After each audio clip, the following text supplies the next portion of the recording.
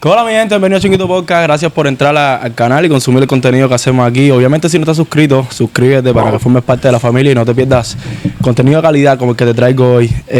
Antes de comenzar, decirte como siempre, tengo una playlist de reparto. Si quieres saber qué es esta música, si eres fanático de reparto y quieres conocer un poco más de este ritmo, pues tienes que entrar a Chunguito Mix ahí en Spotify y consume la música de reparto que está ahí. La mejor playlist que vas a encontrar te la vas a disfrutar en el tráfico, en el gimnasio, en tu casa, en cualquier momento que tú decidas escuchar música, pues Chunguito Mix en Spotify, ahí vas a disfrutar de 100% de la música real de reparto. Tengo una invitada súper especial que hace tiempo quería tenerla aquí por el canal. Estuvimos mucho tiempo hablando de cuándo hacerlo, cuándo no, pero la verdad que el itinerario que tiene es súper complicado y pues decidimos colarnos aquí en su casa, nos colamos aquí, entramos aquí a su patio, armamos todo esto, seteamos todo esto y pues la tengo aquí. Obviamente si entraste al video ya sabes quién es, pero bueno, ahora recién con fuerte aplauso mi gente está ahí con nosotros, Ali Sánchez. ¡Hey, Chucky! ¡Mua! ¡Qué lindo! Dímelo, ¿cómo estás? Oye, finalmente, ¿qué trabajo nos ha costado? Un poquitico, pero se hizo. Tengo que agradecerles de verdad por también ustedes moverse hasta aquí, que sé que están un poquito lejos y el tiempo de verdad que es oro y vaya por tener esa gentileza de mover las cosas hasta aquí hasta la casa, te lo agradezco de verdad. Gracias a ti por abrirnos las puertas de tu casa, primero que todo, y segundo, pues por permitirnos tenerte aquí en el podcast. Yo sé que tanto yo como la gente que va a verlo se lo va a disfrutar muchísimo esta horita, 45 minutos, lo que dura el podcast, quizás dura hasta 2, pero yo sé que la gente se lo va a disfrutar, la gente es bien fanática de lo que tú haces y te has ganado ese cariño del público. Te quería preguntar primero, ¿cómo estás? ¿Cómo te sientes? Muy bien. Yo creo que en la mejor etapa de mi vida, en todos los sentidos, en trabajo, que estoy haciendo lo que amo, en mi familia, que cada día está más unida, con mis amistades, que cada día estoy más cerrada también. Y yo creo que es eso, el balance de que todo esté bien por su lado. Eso de, o sea, me estaba fijando en tus redes, en cómo llevas tu día a día y eso, y me he dado cuenta de que eres una persona súper familiar, sí. Una persona muy allegada a los tuyos y que, ¿sabes? Esta etapa de tu vida, como dices ahora, cuando tú miras quizás otras personas, otros creadores de contenido, están más en la etapa de, por así decirlo, de, no sé, de fiesta, de okay, vamos a demostrar que porque estamos en la juventud y queremos demostrar que podemos llegar a tal lugar, queremos ser ostentosos, pero esa etapa tuya ya de que estás en un plan familiar, de que has encontrado la estabilidad en tu vida, o sea, cuando tú te levantas todos los días por la mañana, ¿cómo te sientes? Ay, Dios mío, yo creo que súper agradecida porque tengo lo que quiero ahora mismo y yo he ido como poquito a poco, no he tenido la necesidad de ostentar nada porque he venido como bien de abajo y he ido como poquito a poco logrando lo que he querido. Yo creo que eso es lo que he tratado siempre de mostrar en las redes sociales desde que tengo redes, desde que existía Facebook, que fue como la primera red social que tuve. Enseñar un poquito que yo soy igual que todos. O sea, al principio cuando empezó Facebook y me abrí Instagram, yo salía así como toda despeinada, sin maquillaje, todavía no existían los filtros y yo recuerdo que algunas creadoras de contenido, mis amigas, ¿no? Me decían, oye, no te subas así porque te estás mostrando como muy desarreglada, ¿no? Diríamos. Y yo, no, pero es que así soy yo y así son mis seguidoras. Las mamás que me siguen a mí se despiertan exactamente como me estoy despertando yo. Yo creo que eso fue lo que me hizo como acercarme un poquito más gente. Y conectar. ¿Tú te imaginabas que, o sea, a día de hoy, en este momento de tu vida, ya ibas a estar así? O sea, cuando tenías años atrás, tú te veías así como para nada. Yo nunca me he hecho expectativas precisamente por eso, porque como ha sido un proceso del día a día, no sobrepienso las cosas. Y yo creo que así se debería hacer. Hay paso a paso. Hay personas que no, hay personas que se ubican. Por ejemplo, yo tengo una amiga, muy buena amiga en Univisión, que un día nos fuimos de viaje y ella durante todo el camino en el avión me decía, ¿cómo tú te ves en 5 años? Y yo, ¿qué sé yo? No sé, yo estoy disfrutando el momento y estoy agradeciendo por lo que está pasando ahora. Ya en 5 años ya yo veré. Y yo creo que por eso también las cosas me han salido como yo he querido, porque no he esperado nada. Todo se ha ido dando con el paso de los días y eso se lo agradezco de verdad al universo o a lo que exista, a Diosito, a lo que sea, porque me ha dado lo que he querido poquito a poco. O sea, tú no piensas en un futuro largo. O sea, tú trabajas el presente. El presente. O sea, piensas en un futuro quizás inmediato, pero no en un futuro de aquí a 5 años. Mi esposo es más de pensar en vamos a ver cómo estamos en 5 años, pero bueno, para eso él está aquí y él es el que se encarga de organizar todas las cosas de aquí a largo plazo, pero lo mío es a corto. A corto plazo, ok, perfecto. Eso te quería hablar también, estaba mirando, o sea, ¿cómo es esto porque como dije en el intro del podcast, tú tienes un itinerario que es una locura, o sea, una agenda que es una locura, no paras de hacer cosas. Y yo estuve viendo que tú te despiertas a las 4 de la mañana. Las 4. O sea, ¿cómo se crea esa rutina de decir, mira, a partir de mañana, durante todo el resto de mi vida, por así decirlo, voy a despertarme todos los días a las 4 de la mañana y voy a hacer esto, voy a hacer lo otro, voy a organizar así la agenda? Cuando a mí me escogieron para hacer News Café en Univisión 23, el horario de llegada era las 5:30 de la mañana porque me tenían que maquillar ahí. Y yo tengo 2 personas que empezaron conmigo desde hace 3 años atrás y me dijeron, nosotros te vamos a maquillar en la casa para que no te tengas que levantar tan temprano, pero a la hora, la verdad, era mucho más temprano porque como ellos iban a la casa, entonces tenías que despertarme 3:30. Y al pasar del tiempo nos dimos cuenta que podía como descansar un poco más. Después me fui con mi mejor amiga a Colombia y recuerdo que me tiró una foto en la piscina y uno siempre retoca la foto un poco, ¿no? Digamos en la piel, en los colores. Y cuando yo veo la foto digo, Dios mío, yo creo que yo estoy pasada un poco de peso. Porque a mí no me gusta mirarme con lo que yo hago en televisión, que está muy mal. Uno debe mirarse para ver las cosas que hace mal. Yo soy igual. O sea, a mí no me gusta que la gente vea mis podcasts ni nada. O se sienta alguien al lado a ver los podcasts a mí. No, me voy. Exacto. Cuando Robert se pone a ver las cosas, yo no, yo no quiero ir. Y por eso está mal. Uno tiene que verse para ver los defectos que tiene y demás. ¿Por qué crees que pasa eso? Porque mucha gente me ha preguntado, ¿pero por qué? Yo no tengo respuesta. Yo creo que mi voz no me gusta. Siento lo mismo. Exacto. Si me equivoco, como que me da miedo decir, ay, me equivoqué. O también entonces yo a veces digo que no, aquí tenía que haber preguntado esto. Exacto. Pero sí es bueno que uno se mire. Y en esa foto la detallé y dije, no. Me sentía que el cuerpo no era el que yo quería en ese momento y mi mejor amiga me dijo, tienes que empezar a hacer ejercicio para que veas cómo te va a cambiar todo. Además, yo sufría mucho como de estrés porque eso mismo de no... Yo soy muy controladora en cuanto al trabajo y soy, le dicen en inglés, workaholic o algo así. Soy adicta al trabajo, adicta a tener todo listo, adicta a tener los videos, mucho para no estresarme. Y yo dije, no, yo necesito ponerme a organizarme de tal forma que me permita también hacer ejercicio para sentirme bien conmigo misma. Que eso era otra cosa que no entendía. Yo cuando veía a alguien que hacía ejercicio me decía, tu mente cambia también. Y yo, sabrá Dios qué es lo que cambia la mente, porque hacer ejercicio te cansa más. Y cuando llegué aquí a Miami, empecé a buscar un entrenador personal y el horario no me daba. O sea, eran mensajes para aquí y para allá de que no, en este horario no, yo tampoco. Después cuando decía, ok, martes y jueves, no, pero el martes en ese momento grababa Balsán, no, pero el jueves tampoco. Y dije, definitivamente no tengo horario. Y recuerdo que él me dijo, ¿a qué hora tú te despiertas? Y yo le dije, no, yo tengo que estar en el canal a las 6 de la mañana, ya lista. ¿A qué hora te despiertas en tu casa? No, a las 5, o sea, a las 5 ya yo tengo que estar de pie para maquillarme y a las 5:45 estar en camino. Y me dijo, el horario es las 4 de la mañana, 3:55. Y yo, ¿qué? Me dijo, sí, ese es el horario, mañana nos vemos en tu casa. Y yo dije, bueno, yo he tenido entrenadores personales y los he cancelado. Claro. Y este va a ser la misma historia, la semana ya yo no voy a aguantar más. Pero yo trabajo bajo presión y me acuerdo que mi esposo me dijo, tú no vas a poder con eso porque es muy temprano y tú trabajas hasta muy tarde, no vas a poder, tú siempre dejas el gimnasio, pruébalo, pero va a ser por gusto. Y eso me acomplejó. Porque mi mejor amiga me dijo, tú has logrado todo lo que tú has querido en la vida, todo, absolutamente todo, excepto concentrarte para poder hacer ejercicio. Y le dije, bueno, esta vez yo sí lo voy a lograr porque yo soy yo. Y así fue y estuvimos 1 año y medio con este entrenador personal que lo amo, porque además fue el que me enseñó de verdad a tener esa rutina de despertarme a las 4, a sentirme bien, a estar feliz con que había logrado la disciplina esa de levantarme temprano. Y bueno, hasta los días de hoy ya he hecho maratones, no puede pasar un día sin que no haga ejercicio.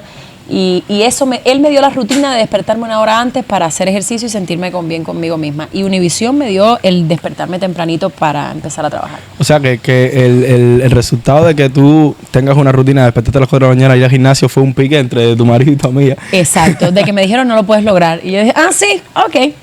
Vamos para allá. Eso fue de la personalidad de Ali Sánchez también. Sí. El decir, ¿sabes qué? Dicen que no puedo conseguir esto, voy a conseguirlo.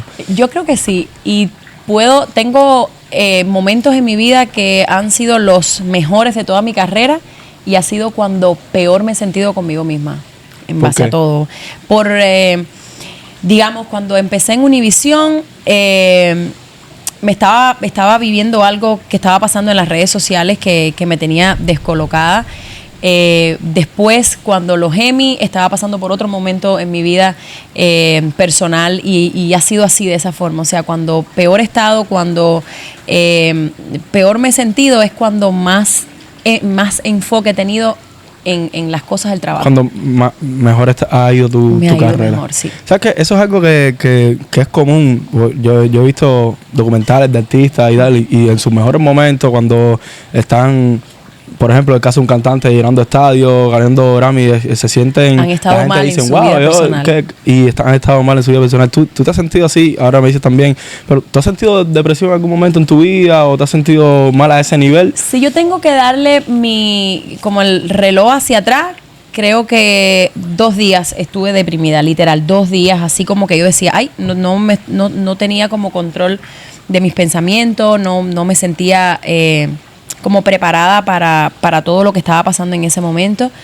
Y recuerdo que una de mis mejores amigas, que vive los momentos míos como si fueran de ella, yo estaba sentada allí en aquella parte de la madera y yo le dije, no me está gustando lo que estoy pensando, sobre todo porque yo sentía que si hacía lo que yo estaba pensando me iba a afectar en todo a mi alrededor, ¿no? En mi trabajo, en las niñas, obviamente, y las niñas y mi familia es mi prioridad.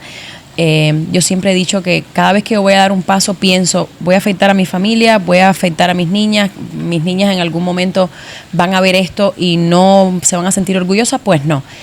Y recuerdo que ella me dijo, ella estaba muy molesta con Dios, digámoslo así, desde que su papá se había muerto, y ella me dijo, gorda, si tú confías en mí, yo voy a rezar mucho por ti esta noche.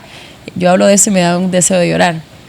Y vamos a rezar las dos por tener fe. Vamos a tener fe de que todo esto que tú estás viviendo es por algo y esto nos está enseñando algo y esto te está preparando para algo mayor.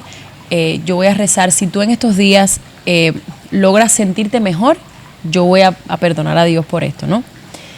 Y eso fue un día como a las 9:00 de la noche. Recuerdo que me acosté a dormir, yo solita, Rob estaba haciendo cosas de trabajo aquí en la sala, recé muchísimo, dije, Dios mío, si esto es para algo que tengo que aprender, que sea rápido, que no se demore, porque yo necesito tener la lección y no sentirme así como yo me siento. Sobre todo por las niñas, que yo sentía que no se merecían verme triste ni verme sin ganas de reír, que yo creo que es lo más importante para los hijos, que su mamá y su papá estén felices, ¿no? Y me acosté a dormir. Literalmente, Chunguito, literalmente, al siguiente día yo fui a trabajar normal, pasaron 24 o 48 horas y fue como si me hubiesen hecho, como la película esto será borrado en 3, 2, 1. Exacto, como a los 3 días, o sea, mi mejor amiga y yo seguimos hablando al siguiente día, ¿cómo vas, gorda? Bien, voy al trabajo, y pasaron 3 días y dije, o sea, no he tenido tiempo de pensar por esto que estábamos pasando, y a partir de ahí ella hizo las paces con Dios, yo hice las paces también, y no hay nada que a mí me pasa actualmente después de ese día que yo no diga, por algo es, ya pasará, y me he vuelto como súper positiva en cuanto a eso, y se lo he transmitido también a las niñas cuando pasan por momentos. Yo tengo una niña de 13 que obviamente está viviendo etapas de la adolescencia y todo demás, y yo le digo, todo va a pasar, esto es pasajero, y yo creo también que Dios y el universo te premia y te regala momentos bonitos cuando uno pasa por momentos malos. Exacto. Y me ha pasado igual que he visto videos de deportistas y de personas que a mí me inspiran mucho, y yo creo que es el premio a, ok, para que no te sientas tan mal, te voy a llevar por aquí para que no tengas tiempo de pensar en esto. Yo siento que también es parte de que, obviamente, cuando uno llega a esos niveles de conseguir el éxito que quiere y de que se vayan dando las cosas en la vida, como que la vida también pasan las cosas tan rápido, claro, que no te da tiempo como que a gestionar todo lo que está sucediendo en tu vida en ese momento, y entonces como que no eres capaz de gestionar eso que te está sucediendo con las emociones que estás viviendo, con las situaciones que tienes en tu casa, con las situaciones que tienes con tus amistades. Entonces es como que se arma un caos de repente en tu vida, aunque están pasando cosas buenas, pero simplemente es sentarse, entenderlo y gestionar las cosas y Totalmente, Sucede, totalmente. 100%. Uno siempre tiene que pensar que por algo está pasando lo que está pasando en ese momento. Algo te quiere enseñar y es increíble porque a veces te dan un latigazo, no aprendes y el segundo viene más duro para decirte, te enseñé el primero, no lo captaste, pues ahí viene el segundo. Y por eso es que a veces son peor las situaciones de lo que uno se imagina porque ya lo viviste, entonces no lo aprendiste. Necesitas un golpe más duro para aprenderlo. ¿Cuál tú crees que ha sido el mayor aprendizaje que tú has tenido a lo largo de esta carrera? Yo creo que el mayor aprendizaje, cerrar círculo. Cerrar círculo, no. Y todavía me sigue pasando. Todavía miro hacia atrás y veo cosas que me pasan hoy en día que yo digo, ay, pero ya lo tomo diferente, ¿no? Ya digo, ay, ok, perfecto. No todo el mundo merece estar en tu vida, sobre todo cuando pasas por momentos así tan difíciles y ves también cómo están las redes actualmente, que por cualquier cosa ya es un vivo y por cualquier cosa la gente opina cualquier estupidez sin conocerte. Es un video, una historia, es un post. Exacto. Yo digo, señores, se ha perdido todo, se ha perdido los valores, se ha perdido la lealtad. Y uno duda, uno empieza, no quieres abrirte más, o sea, quizás hay gente allá afuera buena de verdad y uno no le da la oportunidad. Porque te encierras en tu caparazón de todas las cosas que has vivido. No quiero más. No quiero, exacto. Sí. O sea, que eso es una de las cosas que yo he visto a lo largo de mi vida, que no es muy larga, pero he visto que la gente la ha pasado, pero yo sí aprendí una cosa y es eso mismo, que yo siempre le digo a las personas, ¿sabes? No cambies tu forma de ser por cosas que te han pasado atrás, por personas que te han pasado atrás, porque te estás cerrando a conocer quizás la persona buena o quizás vivir en momentos buenos que no pudiste vivir atrás por situaciones que tuviste con otras personas. ¿Sí me entiendes? Totalmente. Y al principio yo decía, no, ya no quiero, ya con las que tengo está bien, con los que tengo ya están bien, no quiero conocer a nadie. Pero uno no es así, entonces finalmente aprendes de que igual sigues siendo como tú eres, lo que cuando te pasa algo ya no te duele tanto porque ya estás preparado. Exacto, ya aprendiste. Ok, esto iba a pasar de todas formas. Exacto, 100%. Mira, cumples 10 años, si no me equivoco, o estás a punto de cumplir 11, no sé, de personaje de Migdalia, ¿no? ¡Ay, sí! Ya son 10 años, se dice así rápido, como que 10 años, cumple 10 años, pero son un montón de años. Son un montón de años y era un personaje que yo no apostaba nada, sobre todo porque a mí me daba mucha vergüenza hacerlo. ¿En serio? Y hasta que yo no lo hice en cabaret, que yo vi que la gente de verdad le gustaba, yo no confiaba porque yo decía, ay Dios mío, de hecho, yo en la cuarentena me di más a conocer por ese personaje que por todos los que yo había hecho anteriormente. Eso debería preguntar, o sea, ¿cómo surge ese personaje? ¿Cómo se te ocurre la idea? Desde el nombre hasta todo lo que compone el personaje de Migdalia y cómo lo llevas a la realidad. Yo fui con un grupo del canal donde yo trabajaba, de América TV, a trabajar a un lugar, a un cabaret.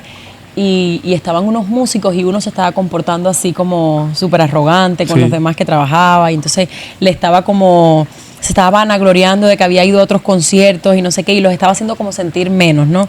Y yo dije para dentro de mí, pero los está haciendo sentir menos y es una normalidad, porque lo que decía era, y digamos, las cosas de Migdalia, fui a Homestead y di un concierto en una pelea de perros. Entonces los otros se sentían mal porque no habían tenido la oportunidad de ir a Homestead, pero yo decía, Dios mío, ¿por qué los hacen? Exacto. ¿Sabes?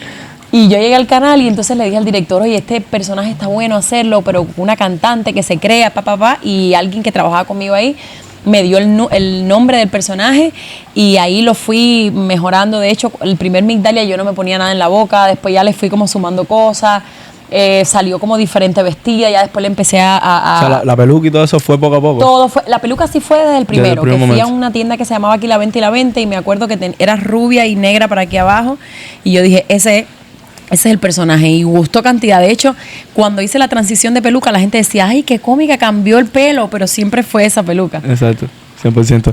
Mira, son 10 años de Migdalia, o sea, son muchas cosas que han pasado. Incluso yo tuve la oportunidad, porque no te había visto en vivo, de verte en Flamingo, y la verdad me lo disfruté muchísimo. O sea, el show de Flamingo me lo disfruté demasiado. Te quería preguntar, ¿qué por ciento en los shows es guión y qué por ciento es improvisado?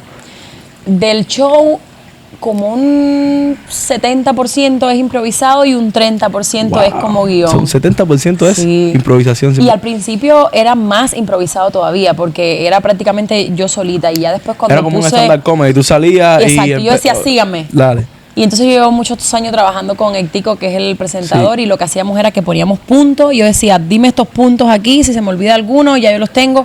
Y así, y cuando entró yo y Preña Palma, entonces hacíamos igual, nos sentábamos aquí en la casa, escribíamos puntos, mira, aquí tú vas a entrar y me vas a decir esto y yo te contesto esto, pero ahí en vivo pasan muchas cosas diferentes, que si el calvo, que si que si hay alguien gritando, que es diferente. Yo vi en Flamengo y por eso te puse esa pregunta, porque yo dije, wow, quiero saber en realidad cuántas cosas, o sea, qué por ciento es improvisado y qué no, porque yo vi que interactuaban mucho con el público, ocurrían cosas en Flamengo y tú utilizabas esas cosas que ocurrían para el show y yo decía, no puede ser, o sea, guión no puede ser. Y las cosas de las redes también son improvisadas completas. También, o sea, los videos de las redes. Los videos de las redes son improvisados también. Eso también te quería preguntar, o sea, ¿cómo trasladas este personaje a las redes? ¿Cómo le empiezas a dar ese sentido? De Migdalia, sí. El de Migdalia en la cuarentena, yo estábamos en la casa, o sea, toda la familia, y una de mis mejores amigas sí tenía que seguir trabajando y entonces no tenía con quién dejar al niño, que era de la edad de mi Sofi, de la grande, de 13, y yo le dije, ven para acá, te quedas aquí con nosotros. De todas formas no se podía salir ni entrar,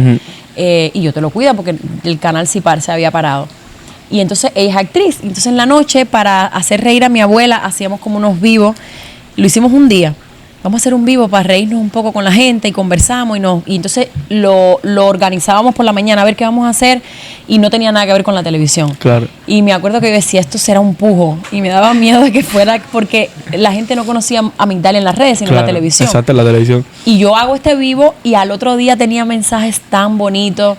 O sea, mujeres que habían perdido a su esposo en la habitación de al lado y tú me hiciste reír y estaba en depresión y yo me separé y mi esposo se fue. En la cuarentena pasaron muchas cosas la cuarentena fue un momento difícil para muchas personas. Y cuando yo vi esa cantidad de mensajes dije, ¿sabes qué? Lo voy a hacer sobre todo para esa gente que está ahí. Y me acuerdo que eran vivos como de 2 horas, se conectaban 2,000 y pico de personas y ahí Migdalia 2 horas en vivo con tantas personas. Y yo me reía tanto y mi abuela se reía tanto y incluía a las niñas y Sarita era más chiquitica y hacíamos cosas por las mañanas. Los vivos eran en la noche, entonces a partir de ahí la fui integrando. Okay. ¿Tú sientes que como que el personaje ha sido más exitoso en redes que en televisión? Ay, mi esposo y la gente que trabaja conmigo me dice que sí, pero para mí en televisión estaba como más, podía hacer como más cosas que en redes sociales. Todavía yo no me he encontrado, como decía, nunca me perdí, ahora fue que me encontré. Yo nunca me he encontrado con Migdalia en las redes y por eso que a veces no lo hago mucho, porque yo digo, ay, es que ¿qué puedo hacer? A mí me da mucho miedito así de hacer las cosas y que no guste. Entonces, con Migdalia me pasa eso, que digo, no sé por dónde llevarla que guste. Entiendo. Tú, o sea, ¿qué te gusta más? O sea, ¿dónde te sientes más cómoda? ¿En televisión o en teatro? Tú sabes que en ambos me siento cómoda. En cabaret, amo el cabaret y el teatro porque es como el único lugar donde yo tengo como acceso directo a esa gente que me ve diariamente en las redes. El feeling con la gente. Y ese es el momento que yo tengo para saludarlos, para agradecerles. A nosotros nos van a ver muchas personas a Flamingo y ese es como el único momento que yo tengo para decir, oye, gracias por lo que hacen y sobre todo porque es un lugar en la noche, que la gente se coge su dinerito y entonces lo gasta con nosotros ahí. Y eso para mí es extremadamente importante, que se tomen el tiempo, que todas las cosas lindas que nos dicen. Ahí van viejitas de la edad de mi abuela, de 86 años, a vernos y creo que si tuviera que escoger uno, cabaret. Pero en televisión es como lo que estudié y lo que me hace como que me realice. Te realiza. Y es algo que también me he dado cuenta y es súper complicado de conseguir, y es que tú tienes un personaje, o sea, y los shows que tú haces, el contenido que tú haces, es un contenido que le gusta a todo tipo de edades. Sí. O sea, como me dijiste ahora, puede estar la viejita de 86 años y también los niños bien pequeñitos son fanáticos al contenido que tú haces. O sea, ¿cómo se consigue eso? Tener ese rango, ese abanico de edad que prefieran tu contenido. Yo siempre he tenido mucho cuidado a la hora de, ya te digo, de hacer todo en las redes, sobre todo por eso, de no hacer nada que ninguna mamá se siente incómoda, sobre todo porque yo soy mamá y no me gustaría que mis niñas tampoco vieran algo que no estuviera acorde. Y yo cuido eso mucho con Yoyi, con Preña Palma. Fíjate, cuando hacemos colaboración decimos, oye, no, eso no, porque eso no me gustaría que un niño lo viera y a nosotros nos siguen muchos niños. Y yo creo que la cosa está en eso, en respetar el que te está mirando y eso ha hecho que le guste a todas las edades y tratar de tocar temas que toquen a todas las edades también. 100%. ¿Cómo entra yo y Preña Palma y después Mocho a la ecuación de...? Ellos siempre estaban conmigo, siempre han estado conmigo. Preña Palma es hermano de Robe sí. Y ellos siempre estaban conmigo para arriba y para abajo. Y yo estaba grabando un día en el patio de la casa yo sola y él estaba con Sarita jugando con una peluca. Entonces en ese momento Instagram estaba como recomendando el contenido que fuera como a 2 planos. No les gustaba que hicieran como una sola así porque pensaban que eran vivos. Y le digo, tú te puedes poner como aquí para que, como si yo estuviera hablando contigo, porque no era ningún personaje, era una persona que me estuviera escuchando. Exacto. Todo lo que yo estaba hablando. Porque era como un recién llegado quejándose de donde lo habían aceptado en la casa. Porque en ese momento estaban llegando mucha gente de Cuba y se quedaban entonces en las casas de las personas que estaban aquí. Y yo decía, yo quiero enseñarle al recién llegado cómo comportarse, o sea, las cosas que no está bien que hagan, porque yo también llegué en algún momento y yo decía, a mí me hubiese gustado que cuando yo llegué me dijeran, digamos, que yo sé que son cosas de sentido común, pero no llegues tarde de la calle porque las personas aquí trabajan temprano. Claro. Yo llegué, digamos, con 21 años. No hubiese sido bueno que yo me fuera a la discoteca y regresara a las 5 de la mañana. Mi tío que me abrió las puertas de su casa si trabajaba el otro día a las 8. Y yo decía, ¿cómo enseño las cosas que están bien y que están mal? Yo quería, por ejemplo, digamos, enseñarle, trata de trabajar rápido para que a los 3 meses te vayas a vivir solo, que es lo que te va a dar la independencia. Y así no tienes problemas con el que te acogió en la casa. Y ya yo le dije, párate un momento y dame el hombro. Pero grabamos ese behind the scene. Sí. Y entonces se veía muy cómico porque era un gordito sentado así aguantando la risa. Y cuando entramos, yo le digo jugando, tienes cara de Yoyi. Yo le pongo a la gente nombre. Tú tienes cara de Yoyi, una que vivía por mi barrio. Y como estaba así gordito, se veía cómico. Al otro día eran mensajes y mensajes y mensajes y mensajes. Y qué linda Yoyi, qué linda Yoyi. Y estaba vestido de hombre, no estaba vestido de mujer. Y yo le dije, ay, ¿por qué tú no vienes? Y me acompañas a grabar, que gustaste cantidad. Y ahí empezamos, pero él siempre dejó claro, yo no voy a hablar porque a mí me da mucha pena. O sea, de ahí es que sale que Yoyi no habla. Que no habla porque él le da mucha pena. O sea, yo pensaba que el personaje lo habían construido así, no. O sea, que va a ser una persona que no va a hablar. No, él me dijo, yo vengo a grabar contigo, pero no voy a hablar. Y yo, perfecto. Okay. Y él habla cantidad, o sea, era una cosa loca, pero le daba miedo. Pero yo siento que como que ha ido perdiendo la pena porque yo en el show de Flamengo vi él bailó. Eso ha sido, todo. Por eso te digo que ha sido un proceso, que todo pasa. Es progresivo. Cuando viene a ver, habla en algún show. Fue nada más que las cosas de las redes y a partir de ahí lo quisimos entrar en Flamingo porque la gente, y fue porque la gente lo pedía a gritos. Claro. O sea, una vez él sacó nada más la cabeza y la gente gritaba así como, y yo le dije un día, tú te vas a dar cuenta lo bonito y lo que vale la pena cuando te empiecen a mandar mensajes. Él no tenía ni redes cuando empezamos a hacer Yoyi y se la abrimos y en menos de 6 meses ya tenía como 100,000 seguidores y yo siempre les decía, contesten, agradezcan, sean lindos con la gente en la calle, dediquen tiempo. Claro. Fíjate que él es RBT, o sea, él no tenía ni tiempo de entrar en las redes sociales y se ha convertido en una sensación de verdad y a mí me da mucha alegría, de verdad, haberlo llevado hasta ahí. ¿Cuál tú crees que ha sido el éxito de Ali Sancho? O sea, ¿cuál tú crees que ha sido como que el kit que ha dado el éxito de Ali? Yo creo que ser yo. Cuando tú eres tú y no te montas un personaje, la gente se da cuenta de eso y he tratado de ser lo más transparente posible en cuanto a todo, en cuanto a mi vida, en cuanto a mi familia, en cuanto al trabajo y el ser agradecido. Yo creo que cuando tú eres agradecido, la vida te premia. 100%. Tú sabes que ahora que me dices de la naturalidad y de esas cosas, los otros días me salió, no sé si en su tiempo se hizo viral un reel que me ha salido varias veces incluso que es el reel de lo de la yuca. Ay, Dios mío. Yo lo estaba viendo y decía, wow, fíjate la naturalidad de Ali. O sea, y hoy también metí una barrabasada de uno de los que trabaja conmigo que cumplió 53 años y yo entre más hablaba, más me enredaba porque de las cosas que le dije, ojalá yo llegara así con esa edad, parece mejor de lo que cumple. Y yo, ay, Dios mío, entre más hablaba era peor.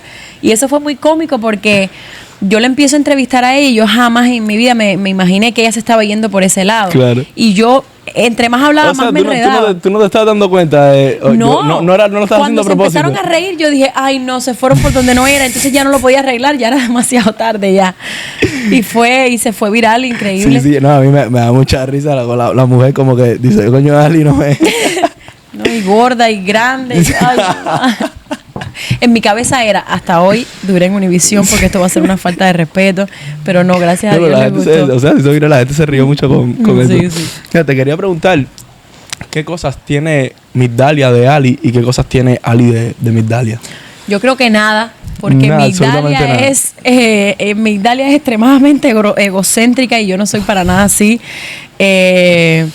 Nada, si tú me dices qué tiene Migdalia, yo creo que lo familiar de Migdalia, porque además yo también, ella trata mal a sus empleados Sí. y yo me llevo muy bien con la gente que trabaja, entonces yo creo que no muchas cosas tiene. Tú simplemente, como por decirlo así, te curas con el personaje de Me Migdalia. curo y me como para... río, exacto, yo tengo más de la Ami que de Migdalia. Ok, 100%. Mira, vi el documental de Banao para el Mundo, que es algo que son 5 minutos, pero en 5 minutos hay resumido una historia súper bonita, es algo súper profundo. De hecho, también lo vi el día en Flamingo, lo proyectaste para la gente que asistió ahí. Te quería comentar varias cosas del documental. Lo primero es, ¿cómo se te ocurre como decir, mira, sabes, voy a hacer este viaje a Cuba y quiero enseñarle a la gente de verdad de dónde vengo, de dónde salí, de la niña que era y la mujer que me he convertido? Yo me empecé a dar cuenta que empecé a tener como muchos seguidores de otros países. Sí. Y de personas que me conocían y me escribían por las redes sociales, ay, te acabo de conocer, qué linda, me gusta tu personaje, qué linda, me gusta lo que hace. Y yo sabía que Banao para el Mundo iba a ser un show grande, inmenso. Y yo quería producirlo que se viera bien, ensayarlo mucho, que la gente que fuera de verdad se llevara, no solamente se riera, sino que se llevara una enseñanza, ¿no? Claro. Y yo le dije a las chicas que lo grabaron conmigo, que las amo y les mando un beso grande, que son 2 venezolanas espectaculares.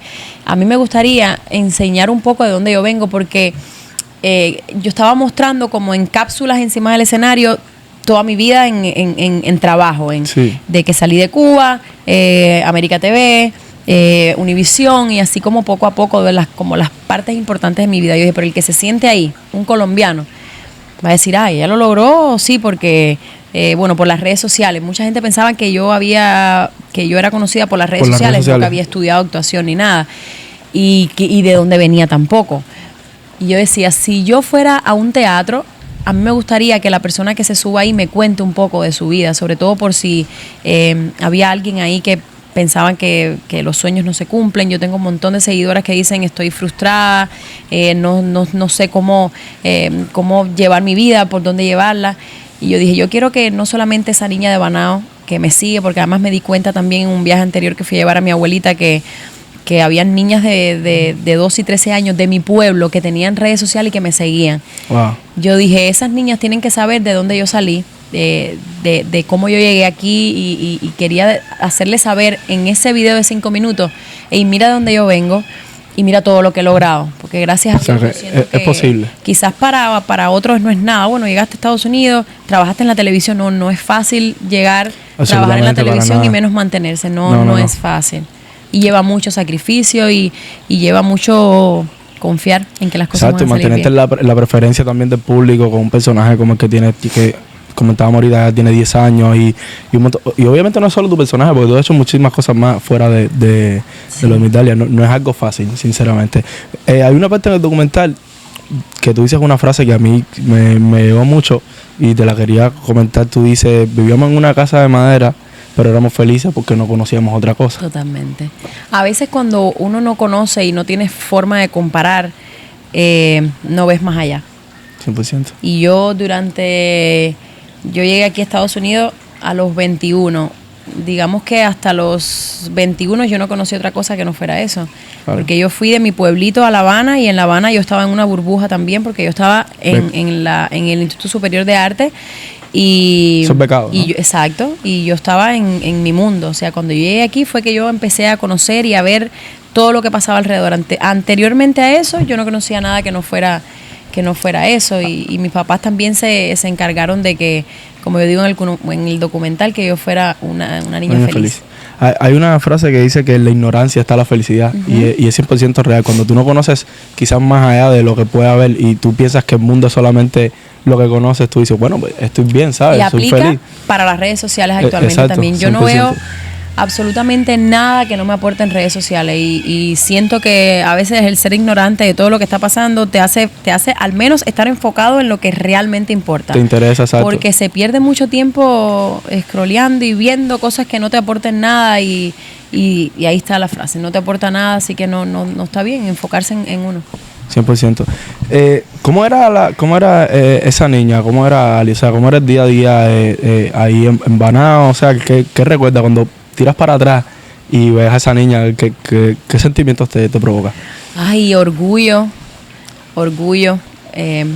Cuando yo fui a Cuba que grabamos eso, que ni tan siquiera pensábamos que fuera a ser algo grande, de hecho se grabó hasta sin micrófono, yo sentía tanto orgullo de haber salido de ahí, haber logrado tantas cosas, sobre todo porque el porciento de que una niña de ese campo salga y logre cosas bonitas, sí, y logre sacar adelante su familia y logres hacer, es bien complicado. Si yo tuviera que definirme mirando el tiempo atrás, sería agradecimiento. Agradecimiento. Porque creo que no solamente ha sido mi trabajo, ha sido suerte, ha sido cosas del destino que dijeron, a ella la vamos a llevar hasta aquí, porque de verdad que es complicado. Súper complicado. Lograr todas las cosas y que todo esté alineado es complicado. Súper complicado. También, viviste un tiempo en una escuela también, ¿vi? Sí, yo vivía antes de vivir en Bonao, yo vivía en un pueblito que era más chiquito que Bonao, wow, que se llamaba La Guira, que es de donde son mis abuelitos. Y ahí me estuve hasta los 6, 7 años, no recuerdo exactamente la edad. Mi papá lo ponen de director de la escuela de Bonao y es cuando nosotros nos mudamos desde la casa de mi abuelito, de mis abuelos, a Bonao. Y ahí vivíamos en un aula, literal, mis papás, un aula de este tamaño más o menos así, más chiquito, y ahí teníamos la cocinita, el baño estaba al frente en un pasillo, o sea, como una escuela. El que es de Cuba, sí, ubicando una escuela, nosotros vivíamos en una escuela y en una litera, y ahí estuve como hasta los 11 años, y a los 11 años mi bisabuela le regaló a mi mamá una casita de madera, que fue la que viví a partir de ahí, y ya, básicamente estuve viviendo en esa escuela, y si tú me preguntas, era extremadamente feliz, porque eran todas las niñas de la escuela de secundaria conmigo y me peinaban, y ya te digo, no tenía forma de ver otra cosa. Cuando tú me dijiste ahorita, cuando estábamos hablando de tu infancia, Bonao, me dijiste que tus padres se encargaron de hacer que tuvieras una infancia lo más feliz posible. O sea, ¿qué cosas hacían tu papá y tu mamá? O sea, ¿qué privaciones se daban para hacerte a ti feliz? Uno, que me dejaban hacer lo que yo quisiera, en el sentido de que ellos nunca me cortaron la sala. Mi mamá, yo todos los días de esta vida le agradezco, porque ella fue la primera que confió en mí en cuanto a todo. Cuando yo decía, quiero hacer las pruebas de la ENA, por muy difícil que se viera, ella decía, no importa, yo te llevo, y claro que sí, puedes hacerlo. Porque es complicado. No. O sea, la gente, sí, quizás el que no conoce, pero es complicado hacer las pruebas, que te acepten. Incluso tienes que pasar también varias pruebas. Exacto. El traslado también, o sea, cuesta dinero trasladarte hasta La Habana. También. Yo las primeras pruebas que hice, bueno, yo las hice primero en Santi Espíritu, en la ENA, cuando tenía 15, y desaprobé. Porque primero te prueban provincial, ¿no? Y después ya... Y después entonces que vas a La Habana, si pasas a La Habana. Cuando yo hice las pruebas de Lisa, yo las hice en Ciego de Ávila, en un lugar que quedaba cerca de, como a 2 horas de Santi Espíritu.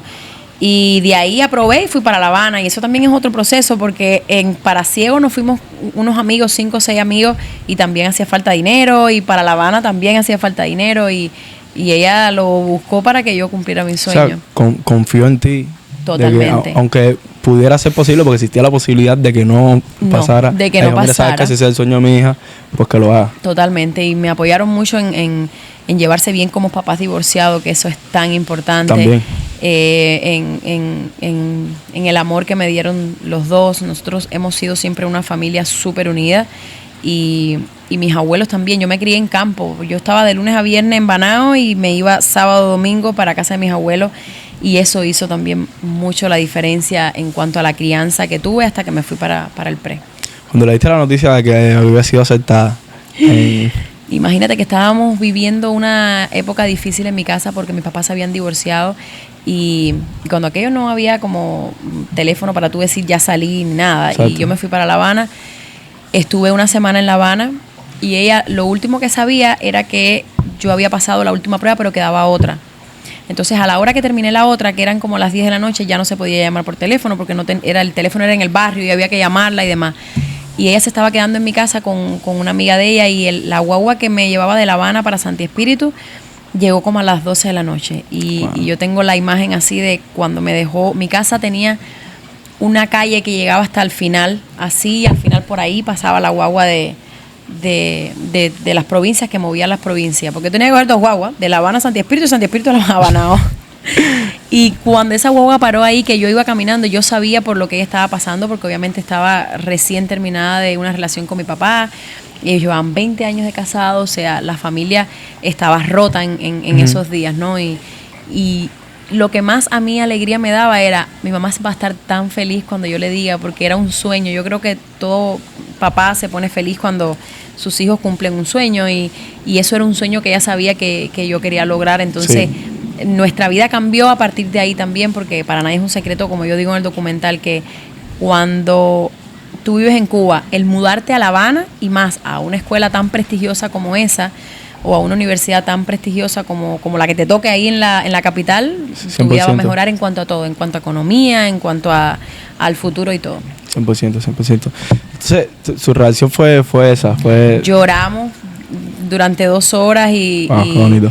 Y me acuerdo que me decía, estoy muy orgullosa de ti, y además ella estaba feliz porque ni yo misma confiaba en mí en ese momento y fue también como viste, tienes que confiar en ti, tienes que creer un poquito más en ti.